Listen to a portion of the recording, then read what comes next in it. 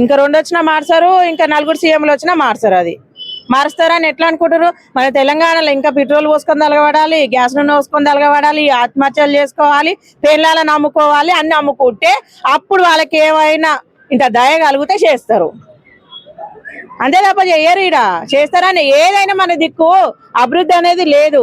పాపం వాళ్ళు ఎంత మంది ఇబ్బంది పడి రోడ్లు ఎక్కుతున్నారు. పిల్లల్ని ఏం చేస్తారు, పిల్లల్ని ఏం చేస్తారు, పెళ్లిళ్ళు ఏం చేస్తారు? మరి వీళ్ళకేం పోయే కాలం వచ్చింది? 2 ప్రభుత్వాలు కాదు, ఇంకా 4 సీఎంలు వచ్చినా 40 మంది వచ్చినా వాళ్ళకైతే న్యాయం జరగదు. జరుగుతుంది అనుకోవడం మనం కలగనాలి, అంతే కాదు, కళలో జరగాల్సింది. పాపం ఆయనకి ఇప్పుడు మన కేసీఆర్ కంటే మన రేవంత్ రెడ్డి కంటే చిన్న ఆయన చేసిండు కదా జగన్మోహన్ రెడ్డి. మరి వీళ్ళకేమైంది?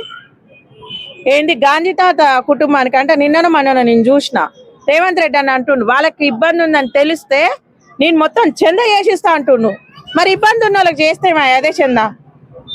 మనిషికో రూపాయి ఇస్తాం కదా ఊకే ఈ పర్షానికి అంటే ఆ రోడ్లకి గైడ్లకి ఎంతమంది బాధపడుతురుగా. ఇప్పుడు మనిషికో రూపాయి వేసి మన తెలంగాణ ఎంతవరకు ఉంది అంతవరకు ఇస్తాం రేవంత్ రెడ్డి అని అట్లా అభివృద్ధి చేయించరా. ముసలోళ్ళ పింఛన్లే నాశనం అయిపోతున్నాయి.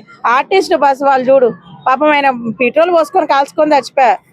అదే వాడు చావక ముందుకు వేసి ఉంటే బాగుండు కదా. ఏదైనా మన తెలంగాణలో ముందు సావుతోటే మొదలు, ముందు సావాలి మన తెలంగాణలో. మన తెలంగాణలో మనుషులు ఎంత చేస్తే అంత ఆనందపడతారు, అంత మనశ్శాంతి ఉంటది. ఇప్పుడు చూడు పార్టీ పెట్టిన వాళ్ళు కూడా చూడు ఎంతమంది పెట్రోల్ పోసుకుంటారో, ఎంతమంది కాలిరా కొట్టుకుంటారో, ఎంతమంది పిల్లల్ని విడిపోయి ఉంటారు. ఇప్పుడు పార్టీలు పెట్టిన వాళ్ళు కూడా చూడరు వాళ్ళు ఎన్ని కథలు పడుతుంటారు. తెలంగాణ ఉద్యమాలలో ధూమ్ ధామ్ పోయేసి వచ్చే కాలు చేతులు ఇరగొట్టుకొని వచ్చి ఇంట్లో అన్నోళ్ళకి ఇప్పటికే గతి లేదు. ఓట్లు వేయించుకొని గద్దెలేకి మనశాంతిగా ఉన్నారు ఇప్పుడు వాళ్ళు.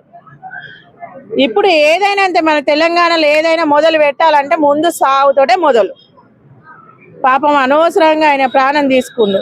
అదే అంతకుముందు చేయొచ్చు కదా. కరెంటు బస్సులు అని పెట్టిండు దేనికి? అది అవసరమా? దానివల్ల ఏమన్నా ఉపయోగం ఉందా? అందరు ఆగమే. ఆయన ఖాళీ ఫ్రీ బస్ నోళ్ళ మనవాడ ఫ్రీ బస్ దేనికి ఎట్టిండో ఏం అవసరానికి ఎట్టిండో కూడా అర్థమవుతలే. ఎందుకు ఆ ఫ్రీ బస్సు? ఎన్నో పథకాలు అన్నావు కదా, అలా కొన్న తలగబెట్టు. ఆ ఫ్రీ బస్సు స్కూళ్ళ కోసలేదా అని ఒకటే మొత్తుకుంటున్నా. స్కూళ్ళల్లో హాస్టళ్ళు ప్రతి ఒక్కటే ఆ దాంట్లోకి వచ్చే పైసలు దాన్ని ఖర్చు పెట్టి రాదు ఎవరు అంటారు. ఎందుకు ఆ ఫ్రీ బస్సు? ఇప్పుడు మన మొత్తం ఆ బస్సులనే తీసేస్తే ఎట్లా అట్లా బతారు కదా ఊకే. రైతు బంధు కూడా మన కేసీఆర్ మీటింగ్ పెట్టినప్పుడు రైతు బంధు ఇవ్వాల్సిన అవసరం ఏంటి? ఆ రోజు ఇవ్వాల్సిన అవసరం ఏంటి? ఆ రోజే ఇస్తాం మేము, అట్నే ఇస్తాం మేము. ఇంకా ఆపోజిట్ పెట్టినాం చూసినావా నువ్వు? అట్నే పెడతాం. ఆ రోజే పెట్టాల్సిన పని ఏంటి? ఓడిన సీఎం పెడతా, గెలిచిన సీఎం నేను పెట్టొద్దా? 2 నెలల నుంచి ఆ జిల్లాకు రాని సీఎం ఆ రోజు ఎందుకు వచ్చాడు? అరే ఇప్పుడు ఓడిన సీఎంఏ పెడుతుండ అంతగానము, గెలిచిన సీఎం నేను పెట్టపోతే ఎటా పెడతా? ఓడిన ఆయన బందోబస్తుగా అంతగానం పెట్టుకున్నప్పుడు గెలిచిన నాకెంత ఉండాలి? ఇప్పుడు ఈ సభలు సంతూర్ సబ్బులు ఇవన్నీ పెట్టుకునే బదులు అవే పైసలు పెట్టి ఇప్పుడు నీకెంత లేదన్నా 1-2 కోట్లు అయితే అవుతాయిగా, బీచ్కి అయిపోతాయిగా. స్కూళ్ళకి నలగబెట్టి రాదురా పైసలు, ఓల్డేజ్ హోమ్లకు నిలబెట్టి రాదు. లేకపోతే ఏంటన్నా రోడ్లు లేని కాడ రోడ్లకి రాదు, కరెంట్ ఇవ్వచ్చు కదా. దేనికి ఆ సభలు? తోడగోసుకుని నేను మెడ కోసుకుంటా అంటే తోడగోసుకున్నాడు బాగానే పడతాడు, మెడ కోసుకునే పోతాడు పత్తకు లేకుండా. ఇప్పుడు ఈయన చేసింది అట్లే ఉంది.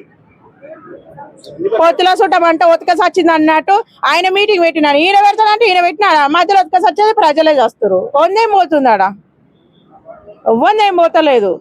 ఆయన తీసుకొచ్చి మన మీద భారం వేస్తాడు, ఈయన తీసుకొచ్చి మన మీద వేస్తాడు. ఎవరన్నా ఇంట్లోకి వెళ్ళి రూపాయి పెట్టమని చూద్దాం, దానం చేయమని రాదు. 8 రూపాయలు ఎవరని చూద్దాం.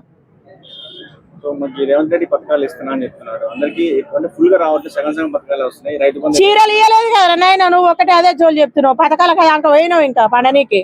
చీరలు ఇస్తే గ్రూప్లలో ఉన్న వాళ్ళకే ఇచ్చిండు చీరలు. మరి గ్రూప్లలో ఉన్న వాళ్ళు ఓట్లేస్తేనే రేవంత్ రెడ్డి అన్న గెలిచి సీఎం అయ్యిండు. మేము ఆడల లెక్క కొట్టలేదు ఆయనకి.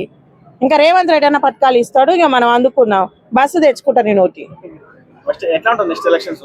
ఏంటిది ఉండేది ఏంటిది? ఇంకా పార్టీ ఎక్కడ పోదు, అన్ని ఉంటాడు అంతే.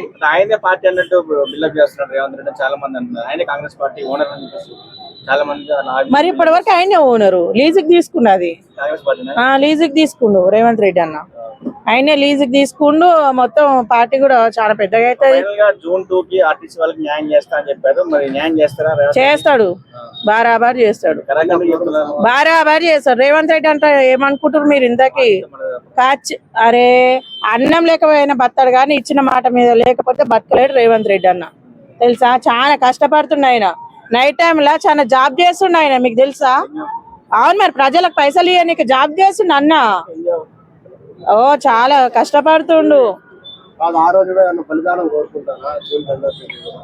ఓటు మొదలైంది కదా, ఆల్రెడీ బలి ఇచ్చేసినాము. ఒక పాపం ఒక ఆయనని బలి ఇచ్చేసినాము.